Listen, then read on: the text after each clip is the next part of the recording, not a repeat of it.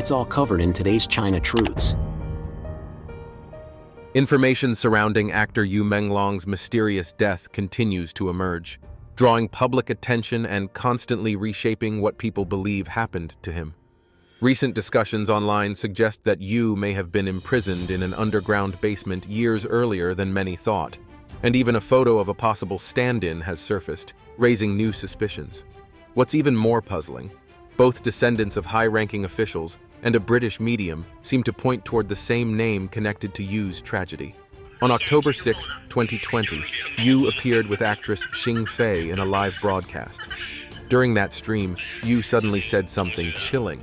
"If we don't start the process now, they'll kill me." Some viewers thought he was joking, but others believed it was a hidden cry for help. They noticed strange details: the identical white wall, the echoing sound, and even the absence of a chair. Clues suggesting that Yu might have been under threat while streaming. Investigators later traced one of his live streams, dated February 14, 2023, allegedly filmed in the basement of the Qiho Art Museum in Beijing. The cement walls, the sound of water, and the reflection in a bottle seemed to reveal an underground location.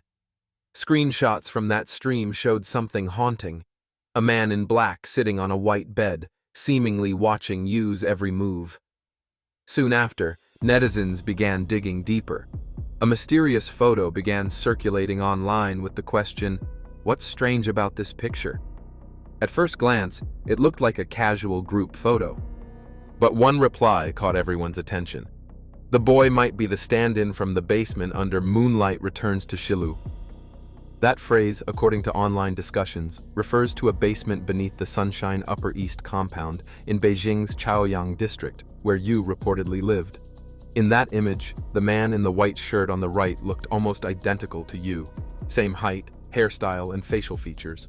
Around the same time, another video appeared, allegedly showing a man driving in an underground garage and transporting Yu Menglong's body. A middle-aged man opened the trunk, saw someone inside, and quickly called over another man wearing what appeared to be a police badge. Another figure nearby, carrying a black shoulder bag, was seen making several phone calls, whispering the word Jiguang, Aurora, as if terrified of being overheard. Netizens speculated that he realized he had revealed too much. Many now believe that the video may have been secretly filmed by an insider. The blue license plates indicated a private car, suggesting it wasn't an official transfer. In the same footage, the man with the black bag seemed to be coordinating the operation. He mentioned Jiguang repeatedly and spoke with a man in a checkered shirt, whom online users later identified as producer Fang Hao, or possibly Fang Chao, linked to the movie The Next Typhoon. Others even mentioned a possible connection to Fang Li, a well-known producer in Beijing. According to online discussions, the two men were allegedly discussing how to move Yu's body, sparking new questions. If witnesses saw suspicious activity at Sunshine Upper East at 6 a.m., what happened earlier that night? And who were those men in the mysterious group photo? Was one of them truly a stand-in? Another leaked clip showed several men carrying a body through a dim concrete basement. The subtitles read, "The body was quickly taken away. It looked just like Yu Menglong. Why the rush? And who was the man on the ground?" Some believe Yu's body was secretly moved through the underground parking lot, while others think the person seen lying there was a look-alike used to stage the scene. Residents of the Sunshine Upper East compound, mostly wealthy elites, claimed they heard strange noises that night, yet no one intervened. Despite growing public concern, no official investigation has been confirmed. Many online now argue that this case reveals the dark side of China's entertainment industry, where stars who fall or disappear might have been sending a final message under pressure. One post mentioned the name Bi Bo, allegedly referring to a senior official in Beijing's Chaoyang Public Security Bureau, rumored to have ties to the case. While none of these claims are verified, the fact that key locations, including the Qiho Art Museum, the Bulgari Hotel, and the Changku Police Sub-Bureau, are all within the same district, has only fueled more speculation. Later, Taiwan's Program File 204 claimed to have attempted a spiritual contact session with Yu Menglong, during which he supposedly mentioned the name Yi Yang, believed to refer to actor Jackson Yi, Yi Yangqianxi. Not long after Yu's death, Yi Yangqianxi held a silent live stream, throwing stones and sighing without saying a word. Viewers found it unsettling, wondering if he too was under immense pressure. Both actors were also reportedly linked to companies related to fireworks and munitions, adding yet another layer of mystery. British medium Ty Williams later claimed that Yu's spirit warned him about secret gatherings of powerful elites, describing ritual-like circles and symbolic performances. During one of Yi Yangqianxi's concerts, viewers reported seeing unusual imagery that reminded them of those claims, prompting online debate over whether it carried deeper meaning. Ty Williams later issued a warning. Another major event could soon occur in China, possibly involving a celebrity or political figure who dares to speak out. In a later File 204 session, Yu's alleged voice named two people, Qi Guangguang and Fan Shiki, as being involved, describing his death as part of a larger orchestrated sacrifice. While none of these claims have been officially verified, the story of Yu Menglong continues to haunt the internet. A tragic tale filled with unanswered questions, eerie coincidences, and whispers of hidden power.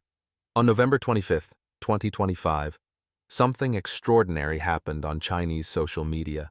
A well-known Weibo blogger, Lin Beichuan, tried 3 times to post a photo that he claimed revealed the real mastermind behind the mysterious death of actor Yu Menglong. Each time, his post disappeared within seconds. Moments later, his entire account vanished. According to online discussions, Lin was detained in Beijing for 2 weeks after being reported under his real name. Before his disappearance, he left a chilling final message. The main character is completely rotten, but new forces will someday dig him out. Those few words sent shockwaves through the online community. Many began to wonder, who was this main character that even Weibo itself seemed desperate to conceal? Soon, speculation spread that the platform had added the mysterious photo to its image fingerprint blacklist, a digital censorship tool that automatically deletes restricted images the moment they're uploaded. If true, this meant one thing: the person in that photo was being officially protected. Some netizens claimed that the figure might belong to one of the red nobility, the powerful children of high-ranking party elites who move freely between business and entertainment, shielded from exposure. As the online hunt intensified, public attention turned toward actor Gao Taiyu, who was reportedly one of 17 suspects mentioned in discussions about Yu Menglong's death.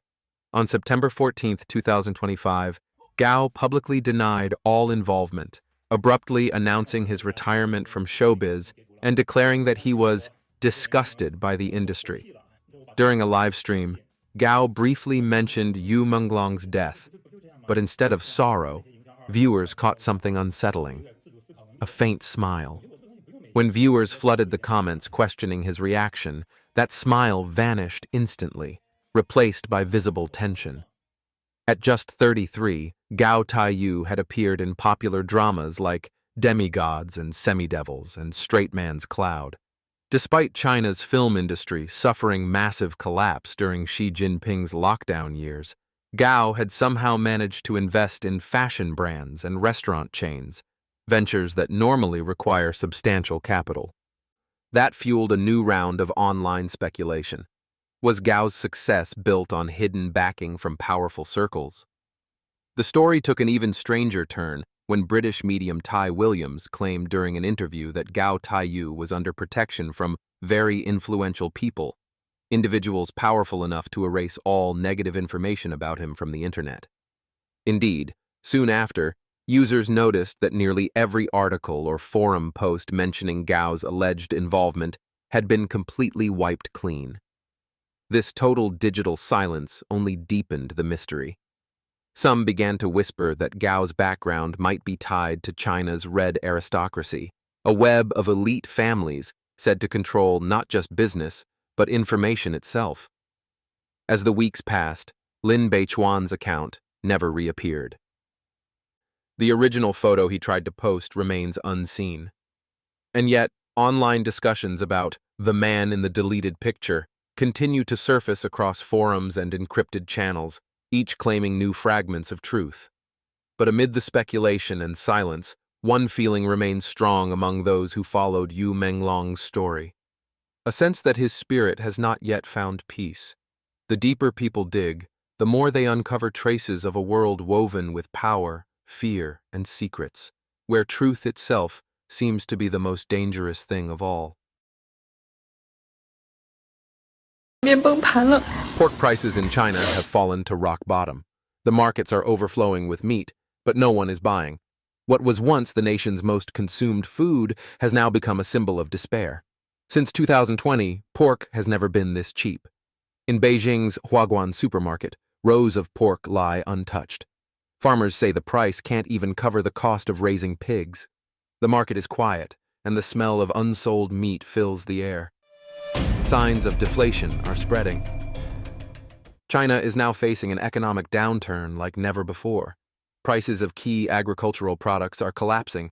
Pork down by 40%, beef by 9%, eggs by 8%, and even vegetables like sweet potatoes and cabbage are selling for just a few cents. At first glance, falling prices may sound good for consumers, but in truth, they signal something far more dangerous: deflation. When prices continue to drop, businesses stop investing, jobs disappear, and the entire economy begins to lose its pulse. For farmers, this isn't just about money. It's about survival. One farmer said he raised 40 ducks but didn't earn a single cent. A 3-pound duck now sells for only 25 yuan, less than 2 cups of milk tea. He sighed and said, "There's no money to make. It's too hard." This is the reality across the countryside. The mother pig, once the family's treasure, has become a burden. For people who work the land, every drop in price feels like another cut to their livelihood. Videos from all over China show farmers crying as pig prices collapse week after week. The market has fallen for 10 consecutive weeks, reaching a 4-year low. Analysts warn that this isn't just a temporary slump. It's the start of something bigger: a nationwide economic freeze. Data shows both consumer and producer prices are still dropping, even as state media continues to insist that the economy is stable. But on the ground, no one believes that anymore. In Beijing's Jingdong supermarket, pork sells for less than 6 yuan per kilo, cheaper than some stones. Vegetables like cabbage and green onions are almost free. Prices are so low they frighten people. Shoppers buy dozens of kilograms at once, yet the shelves remain full. The collapse in prices tells a deeper story, one of deflation spreading silently through every corner of China. Behind every cheap piece of meat lies a struggling farmer, a silent factory, and a country losing its economic heartbeat. People and businesses are exhausted. People and businesses across China are collapsing under pressure. This year, pork prices have plunged to record lows, and even farmers are starting to panic. Will crabs drop next? One asked bitterly. Something is clearly wrong with the market. Prices for bulk goods are falling across the board, and no one can explain why. I really hope the authorities can come forward and explain, one trader said. Every day it feels like the economy is sinking deeper. Farmers in the countryside shake their heads in despair. The price of cabbage this year is insane, one said. There's only 7 or 8 kilograms left in the field, and it's selling for less than 2 cents per kilo. It's not even worth harvesting. Markets have run out of buyers. Harvests are piling up. It's too hard this year, another farmer murmurs. Harder than ever before. Seafood sellers echo the same pain. Shrimp used to be 50 yuan a jin, a vendor recalls. Now people don't even have the money to buy. Fish stalls are empty. Crab stalls are stacked high with unsold seafood. There are too many crabs, one seller sighs. The buyers are gone. We're broke. Everyone's broke. It's the cheapest season in years, yet no one wants to buy. The more prices fall, the harder it becomes to sell. A cycle of despair that traps both farmers and merchants. Even in supermarkets, the situation feels surreal. At one market, bananas from Hainan sell for only 2.99 yuan a jin, down from the usual 5. Eggs, once a daily staple, have fallen to just over 3 yuan per kilogram. It's unbelievable, a shopper says. Prices keep dropping, but our wallets don't feel any fuller. Across the country, people are whispering the same question. If everything is getting cheaper, why is life getting harder? Economists warn that these are the first clear signs of deflation, a silent killer of economies. The last time a major nation suffered long-term deflation was Japan in the 1990s. Back then, the consumer price index stayed below 1% for decades. Prices froze, wages stagnated, and economic vitality disappeared. Japan's companies cut costs, reduced production, and laid off workers. People stopped spending, and a cycle of fear took hold, one that lasted 30 years.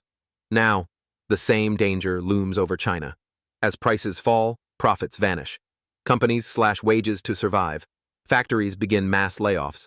People grow afraid to spend, and that fear only deepens the crisis. When no one buys, businesses lose money. Losses lead to more layoffs and pay cuts, which lead to even less spending. The result is a downward spiral, an endless loop of deflation that suffocates an entire nation's economy. China's farmers, workers, and small business owners are already living inside that loop. They don't talk about economic theories. They feel it every day, in their empty markets, unsold harvests, and shrinking paychecks. Behind every cheap cabbage and discounted egg is a silent cry from millions. We are working harder than ever, but we can no longer survive. The super cheap model. When prices fall, hope falls too. China's super cheap economy is collapsing under its own weight. Prices are falling everywhere, but behind every discount lies another broken business, another struggling family. Many think cheaper prices mean life is getting better, but when prices keep dropping, it's a sign that making money has become almost impossible. Take the Northeast, for example. Farmers there are selling vegetables for only a few cents, 6 cents, 3 cents a kilo. What are we even selling for? One farmer asks. People don't buy, we can't earn. In the cities, shop owners are just as desperate. A cafe owner says, from 10 a.m. to 5 p.m., I only got 26 orders, just 110 yuan. Last year it was twice that. Across the country, people aren't spending. I don't dare to spend, one man admits. If we don't order food, the people delivering it will starve. The chain reaction is spreading fast. Falling prices lead to lower profits. Lower profits mean pay cuts. Pay cuts kill consumption, and weak consumption drives prices even lower. This is the vicious cycle China has fallen into, a deflationary trap. The nation's three economic engines, investment, exports, and consumption, are all stalling at once. Walk into Beidaloo wholesale market and you'll see the reality. The streets are empty. The tofu stalls, the meat stalls, the chicken stalls, all quiet. Whole buildings are closed. On a Saturday, the vendors sit alone, waiting for customers who never come. This isn't just a slowdown, it's a freeze. By 2025, the decline in consumer spending has exceeded everyone's imagination. Not just in small towns, even in major cities like Beijing and Guangzhou. Fancy restaurants sit empty. Cafes once packed with young people now serve only a handful of customers a day. The milk tea that used to cost 30 yuan now sells for 9.9. The beauty salons and barbershops are shutting down one after another. 2 years ago, the shopping streets were full of life. Now, people walk quietly with canvas bags, rejecting luxury and chasing simplicity, not because they want to, but because they must. This is more than just a consumption downgrade. It's the visible symptom of a deep economic recession. Prices of pork and agricultural goods are plunging, companies are cutting wages, and the real estate sector, once China's proudest pillar, is now dragging everything else down. Across every industry, people are worried. Jobs are disappearing, hope is fading, and the pressure is suffocating. The truth is clear. China's super cheap model isn't prosperity. It's a sign that the economy is quietly collapsing from within. The collapse in sales across all industries is now worse than the fall in housing prices. And make no mistake, China's recession in 2025 is only beginning. What we're seeing now is just the first wave. The real panic hasn't even arrived yet. Worse is coming. For 20 years, the low-cost economy has been quietly destroying our quality of life. Everything has become cheaper, and yet somehow life feels harder. People can no longer bear this endless cycle of buy cheap, live cheap, earn less. Consumerism has reached its breaking point. A few days ago, I watched a lecture by Mr. Lu Run. He said there's now a supermarket in China selling goods cheaper than Pinduoduo, cheaper than the cheapest. You might ask, how can they possibly do that? The answer is chillingly simple. There are only two ways. The first is to cut costs to the extreme. These stores don't open new supermarkets. They take over abandoned ones. They don't spend on renovations or design. Cracked walls, flickering lights, exposed ceilings. They leave it all. Inside, it feels more like a warehouse than a shop. And to save even more, they don't turn on the air conditioning. Not in summer, not in winter. While beautifully designed malls and clean supermarkets are shutting down, these low-cost monsters are taking their place. It's not progress. It's a 20-year step backward. Please share your thoughts in the comments section below. We will keep reporting on the COVID surge in China, so don't forget to subscribe to our channel and turn on the notification bell to get the latest videos. And thank you for tuning in.